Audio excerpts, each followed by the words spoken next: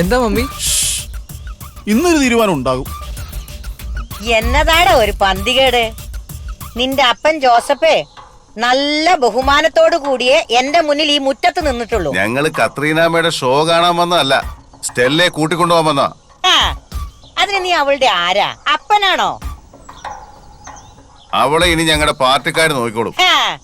നിന്റെ പാർട്ടിക്കാരുടെ കൊണവധികാരമൊന്നും ഇവിടെ വിളമ്പണ്ട. സ്വന്തം പാർട്ടിക്കാരുടെ പെണ്ണുങ്ങളെ പോലും വെറുതെ വിടാത്ത നീയൊക്കെ വെറും ഒരു വേലക്കാരിയുടെ മോളെ കൊണ്ട് എന്നാ ചെയ്യാനാ? ഡയലോഗ് അടിക്കാതെ കത്രീനമ്മേ, അവളെ ഇങ്ങോട്ട് ഇറക്കി വിട്. ഇല്ലെങ്കിലോ അകത്ത് കയറി പിടിച്ചിറക്കിക്കൊണ്ട് വാടാ അവളെ. നിക്കടാ, എന്നാലതൊന്ന് കാണണല്ലോ. മോനെ തോമാച്ചാ,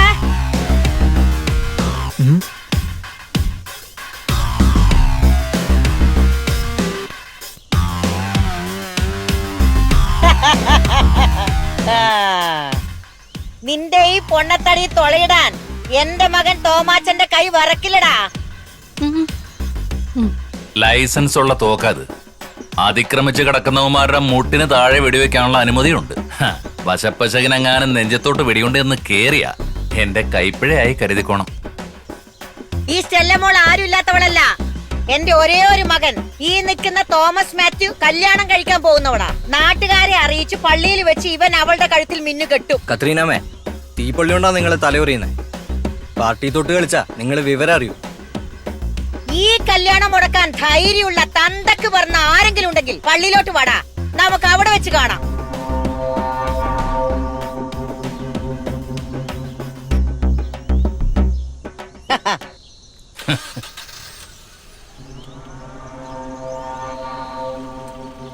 എന്റെ അമ്മ ഇതുവല്ല പ്രശ്നമാവൂ?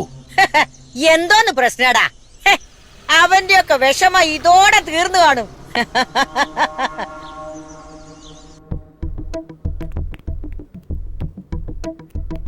എന്താടോ? ഊഹിച്ചത് ശരിയാണ് സാർ. സ്റ്റെല്ലയെ മാളിക്കൽ വീട്ടിലെ തോമാച്ചൻ വിവാഹം കഴിക്കാൻ പോവുകയാണ്. തോമാച്ചൻ എന്ന് പറയുമ്പോ തോമസ് മാത്യു എന്ന ശരിയായ പേര്. വീട്ടിൽ വിളിക്കുന്ന തോമാച്ചനെന്നും. അമേരിക്കൻ സിറ്റിസനാ. അയാൾക്ക് പ്രായമില്ലേ? ഉവ്, രണ്ടാം വിവാഹമാണ്. സ്റ്റെല്ലയുടെ അമ്മ ഇവരുടെ വേലക്കാരിയായിരുന്നു. അപ്പൊ രക്ഷപ്പെടുത്താനുള്ള പുറപ്പാടാണല്ലേ? അതെ സർ, എന്തായാലും ആ തലവേദന അതോടെ ഒഴിയും. പക്ഷേ തരുൺ ജോസഫ് ആ വീട്ടിൽ ചെന്ന് പ്രശ്നം ഉണ്ടാക്കിയിട്ടുണ്ട്. വിവാഹം മുടക്കുമെന്ന ഭീഷണി. അത് കൊള്ളാലോ. അപ്പൊ സ്റ്റെല്ലയ്ക്ക് എന്തെങ്കിലും സംഭവിച്ചാൽ അതിന്റെ ഉത്തരവാദി തരുൺ ജോസഫിനാണ്, അല്ലേടോ?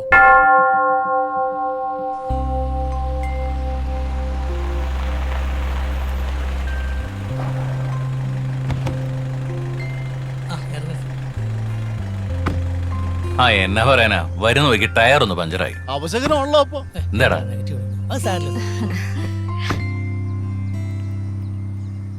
പപ്പയുടെ കല്യാണത്തിന് മേൽനോട്ടം വഹിക്കാൻ മകൾക്ക് കിട്ടിയ അപൂർവ അവസര. നിന്റെ ആഗ്രഹം അതാണല്ലോ.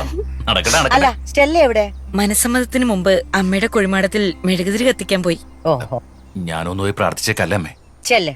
അന്നമ്മയുടെ അനുഗ്രഹം നീയും ഒന്ന് വാങ്ങ്. ചെല്ല്.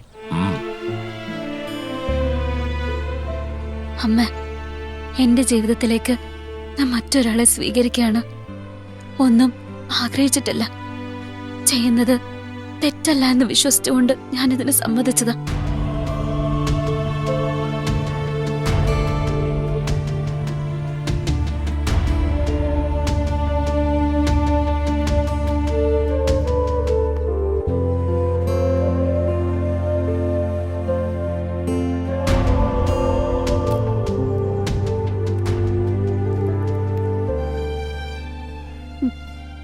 സ്റ്റെല്ല എല്ലാ സങ്കടങ്ങളും അമ്മയോട് പറഞ്ഞു. അമ്മയോട് ഞാൻ പറയാം, ഞാൻ അമേരിക്കയിൽ നിന്നൊരു മോളെ പോലെ നോക്കിക്കൊള്ളാം.